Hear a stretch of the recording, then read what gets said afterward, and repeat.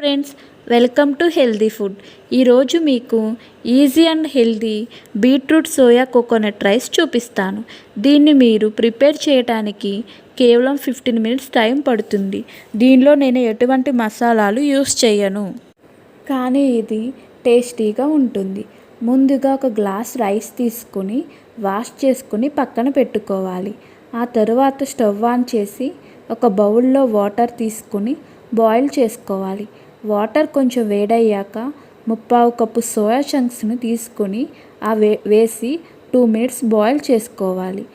Stove off చేసి వాటిని వెంటనే వాటర్లో నుండి తీసేసి వేరొక బౌల్లోకి ట్రాన్స్ఫర్ చేసుకోవాలి. ఇప్పుడు స్టవ్ ఆన్ చేసుకొని కుక్కర్ పెట్టుకొని 3 టేబుల్ స్పూన్స్ ఆయిల్ వేయాలి. ఆయిల్ హీట్ అయ్యాక 1 టేబుల్ స్పూన్ జీలకర్ర, 1/2 టీ స్పూన్ సోంపు వేసి ఫ్రై చేసుకోవాలి. ఒక చిన్న అల్లం ముక్కను కూడా తీసుకుని చిన్న చిన్న ముక్కలుగా కట్ చేసుకొని ఆయిల్లో వేసుకొని ఫ్రై చేసుకోవాలి. తరువాత 2 పచ్చిమిర్చిని చీలికలుగా కట్ చేసుకొని వేసుకోవాలి.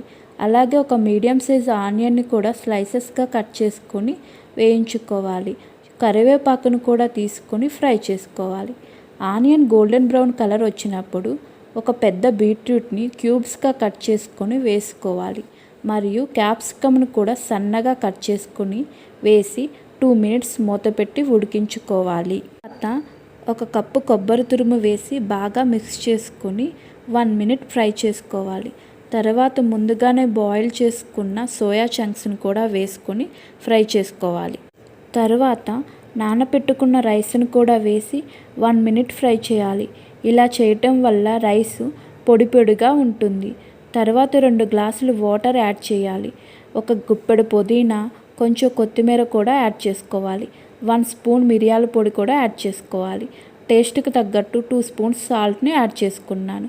వీటన్నిటిని ఒకసారి మిక్స్ చేసుకుని కుక్కర్ మూత పెట్టి 3 విజిల్స్ వచ్చే వరకు ఉడికించుకోవాలి. తర్వాత కుక్కర్లోంచి ఆవిరి మొత్తం పోయిన తర్వాత ఓపెన్ చేసి చూస్తే healthy and tasty soya beetroot coconut rice ready. దీన్ని కిడ్స్కి లంచ్ బాక్స్లో పెడితే ఎంతో ఇష్టంగా తింటారు.